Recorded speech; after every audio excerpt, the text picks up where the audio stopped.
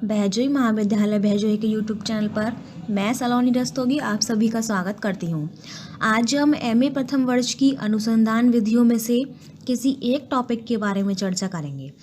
तो आज का हमारा टॉपिक है साक्षात्कार विधि, यानी कि इंटरव्यू मेथड, कि इंटरव्यू कैसे लिया जाता है, उसमें क्या क्या परिस्थितियाँ होती हैं, वो कितने प्रकार की होती हैं, क्या दोष हैं, क्या हानियाँ हैं, इन सभी के बारे में आज हम बताएंगे। तो सबसे पहले हम बात कर लेते हैं कि साक्षात्कार विधि होती क्या है।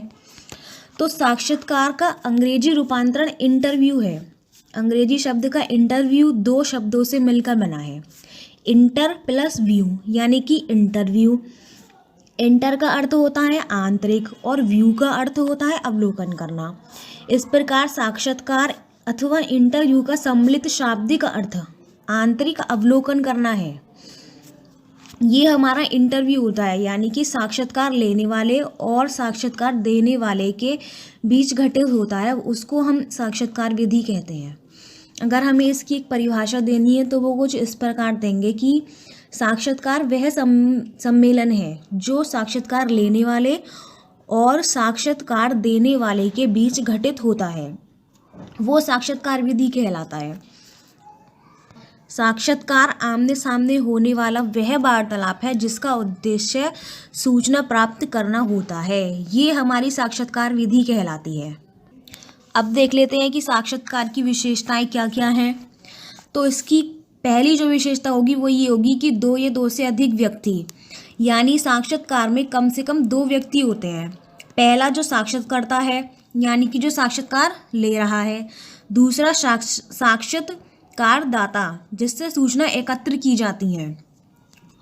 यानी कि इसमें यह है कि साक्षात्कार में सिर्फ दो ही व्यक्ति होते हैं, जो पहला इंटरव्यू ले रहा है और जो दूसरा इंटरव्यू दे रहा है। इसकी दूसरी है विशेषता क्रमबद्ध प्रवृत्ति, यानी साक्षात्कार एक क्रमबद्ध प्रवृत्ति है जिसके द्वारा साक्षात्कारता अध्ययन इकाई से अपनी समस्या के संबंध में प्रत्यक्ष, परोक्ष और आंतरिक सूचनाएं प्राप्त करता है। वो हमारी क्रमबद्ध प्रवृत्ति होती है जिसमें साक्षात्कारता अध्ययन इकाई से संबंधित अपनी समस्या के संबंध में सूचनाओं को प्राप्त करता है, वो क्रमबद्ध प्रवृत्ति कहलाती है। उसके बाद विशिष्ट उद्देश्य, यानी साक्षात्कार का कुछ ना कुछ उद्देश्य होता है। अनुसंधानकर्ता उसी उद्देश्य से समस्या या अध्ययन विषय से संबंधित प्रश्न पूछता है। उसके बाद तथ्य संकलन, साक्षात्कार प्रविधि में साक्षात्कार की प्रगति के साथ साथ आंकड़ों या तथ्यों का संग्रह भी किया जाता है, यानी कि डाटा को कलेक्ट किया जाता है। आंकड़ों का यह संग्रह साक्षात्कारता स्वयं भी भर सकता है और यंत्रों की सहायता से भी वह कर सकता है, वो हमारा तथ्य संकलन होता है। उसके बाद आता है आमने सामने गोष्ठी, यानी कि गोष्ठी का मतलब होता है आमने सामने बैठकर बातचीत करना। यानी साक्षात्कार प्रविधि में साक्षात्कारता और अध्ययन इकाई आमने सामने बैठकर बातचीत करते हैं और बातचीत के द्वारा साक्षात्कारता सूचनादाता से संबंध स्थापित करता है, फिर अपनी समस्या के संबंध में सूचनादाता से सूचना प्राप्त करता है, वो आमने सामने गोष्ठी कहलाती है। उसके बाद देख लेते हैं कि साक्षात्कार के कितने प्रकार हैं, कितने प्रकार के हमारे साक्षात्कार होते हैं। तो साक्षात्कारता हमारे 5 प्रकार के हैं। पहला है साक्षात्कार का संरचना के आधार पर वर्गीकरण। दूसरा साक्षात्कार का उद्देश्य के आधार पर वर्गीकरण। तीसरा साक्षात्कार का औपचारिकता के आधार पर वर्गीकरण। चौथा है साक्षात्कार का उत्तरदाताओं की संख्या के आधार पर वर्गीकरण। और पांचवा है साक्षात्कार का संपर्क के स्वरूप के आधार पर वर्गीकरण। अब हमारे साक्षात्कार का संरचना के आधार पर वर्गीकरण, ये भी हमारे 3 प्रकार के हैं। पहला है असंरक्षित साक्षात्कार, दूसरा संरक्षित साक्षात्कार और तीसरा है केंद्रित साक्षात्कार। असंरक्षित साक्षात्कार जो है वो हमारी खुली साक्षात्कार कहलाती है। इसमें साक्षात्कारता लेने वाला आवश्यकता अनुसार देने वाले से प्रश्न पूछता है। और असंरक्षित साक्षात्कार जो है इसमें हम परिवर्तन कर सकते हैं, हमें कोई भी परिवर्तन करना है प्रश्नों से संबंधित तो वो हम कर सकते हैं, ये हमारी असंरक्षित साक्षात्कार कहलाती है। दूसरा आता है संरक्षित साक्षात्कार, ये हमारी बंद साक्षात्कार होती है। अनुसूची का इसमें प्रयोग किया जाता है और हम इसमें कोई भी परिवर्तन नहीं कर सकते हैं, वो संरक्षित साक्षात्कार होती है। इसलिए इसको बंद साक्षात्कार कहते हैं, क्योंकि हम इसमें कोई भी परिवर्तन नहीं कर सकते। केंद्रित साक्षात्कार जो है वो संरक्षित और असंरक्षित के मिश्रित का रूप उपयोग करके सूचनाओं को प्राप्त करता है। उसके बाद हमारा आता है साक्षात्कार का उद्देश्य के आधार पर वर्गीकरण। ये भी हमारा 3 प्रकार का है। पहला है निदात्मक साक्षात्कार, दूसरा उपचारात्मक साक्षात्कार और तीसरा अनुसंधान साक्षात्कार। निदात्मक साक्षात्कार में ये है कि इसमें रोग के कारण की जानकारी प्राप्त की जाती है कि वो जो रोग है वो कैसे हो रहा है, उसके बारे में हमें जानकारी प्राप्त करते हैं। उसके बाद उपचारात्मक साक्षात्कार में इसमें यह पता लगाया जाता है कि रोगी के रोग का उपचार कैसे किया जा सकता है, वो उपचारात्मक साक्षात्कार कहलाता है। अनुसंधान साक्षात्कार का मतलब ये होता है कि समस्या से संबंधित सूचनाओं को प्राप्त किया जाता है इसमें, वो हमारा अनुसंधान साक्षात्कार कहलाता है। उसके बाद आता है साक्षात्कार का औपचारिकता के आधार पर वर्गीकरण। ये भी हमारा 2 प्रकार का है। पहला औपचारिक साक्षात्कार, दूसरा अनौपचारिक साक्षात्कार।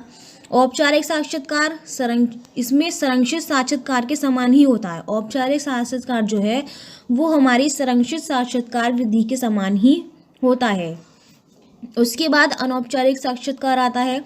साक्षात्कारता उत्तरदाता के साथ घुल मिलकर उसकी गुप्त बातों को निकालने का प्रयास करता है, वो हमारी अनौपचारिक साक्षात्कार विधि कहलाती है।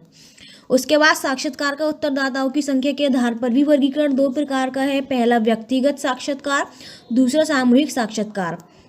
व्यक्तिगत यानी कि एक व्यक्ति का साक्षात्कार लिया जाता है। इसका गुण यह है कि साक्षात्कारता लेने वाले और देने वाले के बीच निकट संपर्क स्थापित हो जाता है, वो व्यक्तिगत साक्षात्कार कहलाता है। सामूहिक साक्षात्कार यानी कि समूह का इंटरव्यू लेना जो समूह में लिया जाता है, वो हमारा सामूहिक साक्षात्कार कहलाता है। उसके बाद साक्षात्कार का संपर्क के स्वरूप के आधार पर वर्गीकरण भी हमारा 3 प्रकार का है। पहला अल्पकालिक साक्षात्कार यानी कम प्रश्नों के आधार पर समस्या का समाधान किया जाता है, वो अल्पकालिक साक्षात्कार कहलाता है। उसके बाद दीर्घकालिक साक्षात्कार, इसमें अधिक समय लगता है और गहन अध्ययन भी किया जाता है इसमें, वो दीर्घकालिक है, इसमें बहुत अधिक समय लग जाता है। उसके बाद आता है पुनरावर्ती साक्षात्कार, यानी ऐसी समस्या का अध्ययन करते हैं जो समय के साथ परिवर्तित करने वाली हो, वो पुनरावर्ती साक्षात्कार कहलाती है। ये हमारी साक्षात्कार के प्रकार थे। अब हम बात करेंगे कि साक्षात्कार लेने की तकनीक क्या है। जब हम इंटरव्यू लेते हैं तो उसमें क्या क्या करना पड़ता है वो देख लेते हैं। तो साक्षात्कार के मुख्य 3 चरण हैं। पहला चरण प्राथमिक अवस्था, इसमें ये होता है कि इस अवस्था में साक्षात्कार के समुचित संचालन की तैयारी की जाती है और सूचनादाता या फिर साक्षात्कार देने वालों के साथ संबंध स्थापित किया जाता है। इस अवस्था में यह तय किया जाता है कि किस प्रकार के साक्षात्कार का उपयोग किया जाएगा। जैसे यदि संरक्षित साक्षात्कार के व्यवहार करने का निर्णय लिया जाता है तो इसके लिए अनुसूची की रचना करना आवश्यक होती है। समस्या के अनुकूलन अनुसूची की रचना की जाती है। यदि हमें असंरक्षित साक्षात्कार का व्यवहार करने के लिए निर्णय लिया जाता है तो साक्षात्कार उसी के अनुकूल पूछे जाने वाले कुछ मुख्य प्रश्नों की मानसिक तैयारी करता है।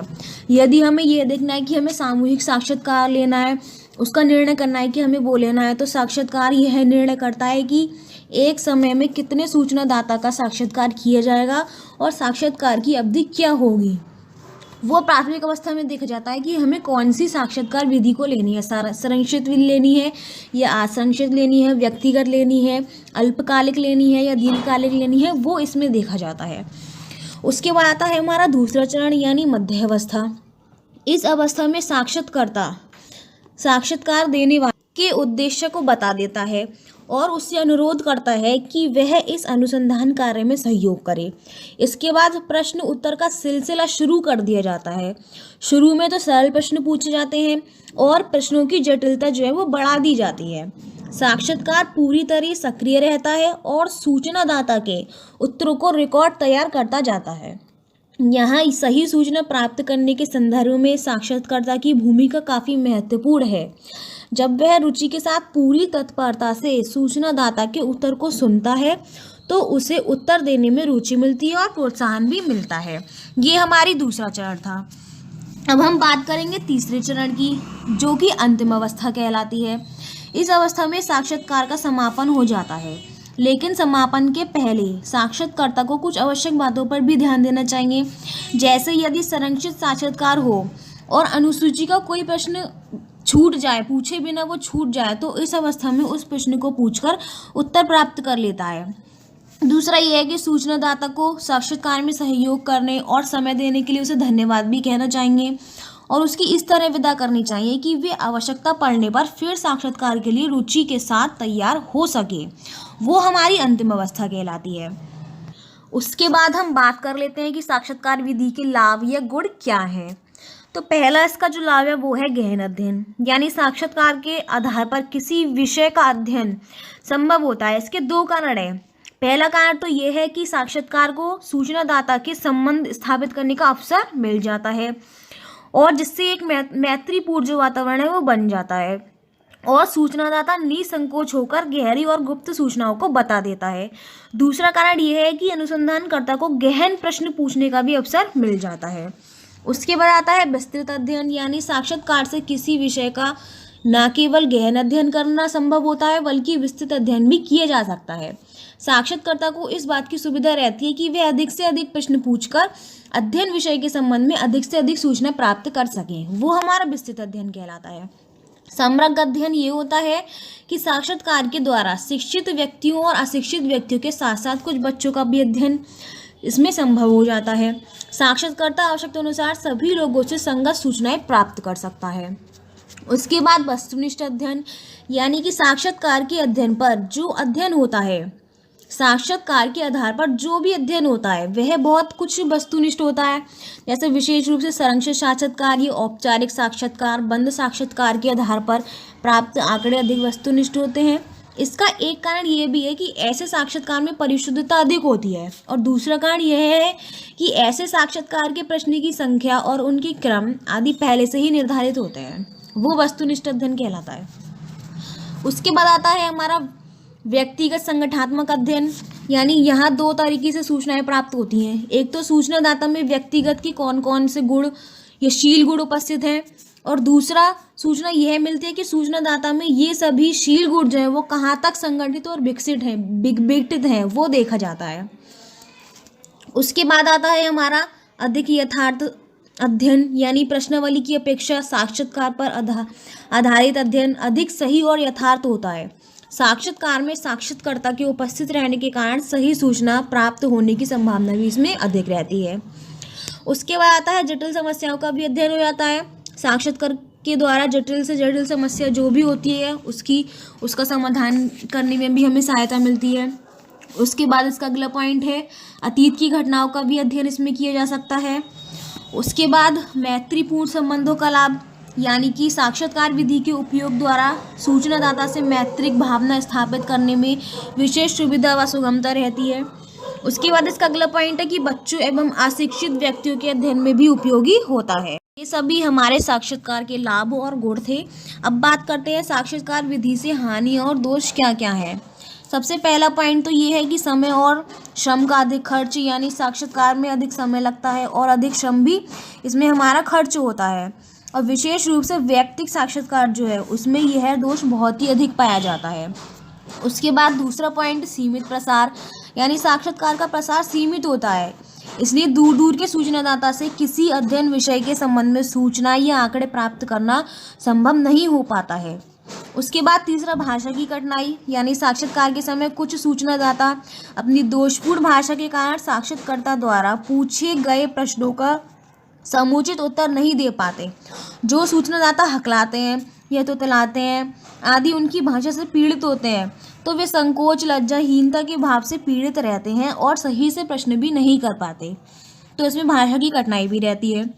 उसके बाद आत्मनिरीक्षण प्रतिवेदन की कठिनाई, यानी साक्षात्कार की सफलता इस बात पर भी निर्भर करती है कि सूचनादाता साक्षात्कर्ता के प्रश्न को सुनकर तथा उसे व्यक्त करने में कहाँ तक सफल है। कुछ सूचनादाता में यह क्षमता बहुत कम होती है और उनके द्वारा दी गए उत्तर केवल सत्य ही होते हैं। उसके बाद है अनुकूलित प्रक्रिया का भाव, यानी सूचनादाता की शारीरिक रचना, स्वभाव, मुद्रा, वस्त्र, चाल ढाल आदि के प्रति यदि साक्षात्कर्ता किसी रूप में अनुकूलित हो तो वे उनके द्वारा दिए गए उत्तरों का गलत मूल्यांकन कर सकते हैं। उसके बाद हमारा आता है भावुकता और एवं संयोग का उत्तेजन, यानी साक्षात्कार लेने वाले और साक्षात्कार देने वाले दोनों में संवेगों और भावों का उत्तेजन देखा जा सकता है। कभी कभी साक्षात्कार लेने वाला और सूचनादाता के किसी उत्तर या व्यवहार से प्रभावित होकर भावुक बन जाता है, जिससे साक्षात्कार की वस्तुनिष्ठता समाप्त हो जाती है और सही सूचना प्राप्त करना भी कठिन हो जाता है। कभी कभी ऐसा होता है कि जो इंटरव्यू ले रहा है वो इंटरव्यू देने वालों की बातों में या भावनाओं में इतना बह जाता है कि सही सूचनाएं भी प्राप्त करना इसमें कठिन हो जाता है। उसके बाद आता है घबराहट, यानी साक्षात्कार के समय एक नया माहौल होता है, एक नई परिस्थिति होती है, तो इसलिए कुछ सूचनादाता घबराहट के शिकार भी बन जाते हैं। घबराहट के कारण भी कभी कभी हमें सही सूचनाएं भी प्राप्त नहीं हो पाती हैं। उसके बाद है साक्षात्कारता के शील, गुण एवं पक्षपात, यानी कुछ साक्षात्कारता स्वभाव से क्रोधी, आक्रमणकारी होते हैं, जिस कारण हमें सूचनादाता उत्तर देने में संकोच या अवरोध महसूस करते हैं और हमें सही रूप से सूचना भी नहीं मिल पाती है। उसके बाद विश्वसनीयता एवं वैधता, जब प्रश्न सरल और स्पष्ट होते हैं तो उच्च विश्वसनीयता पाई जाती है, और जब प्रश्न जटिल और अस्पष्ट होते हैं तो निम्न विश्वसनीयता पाई जाती है। तो इसमें विश्वसनीयता का गुण भी पाया जाता है। ये हमारे सभी साक्षात्कार विधि की हानि और दोष थे। तो इसी के साथ आज का हमारा टॉपिक साक्षात्कार विधि समाप्त होता है। धन्यवाद।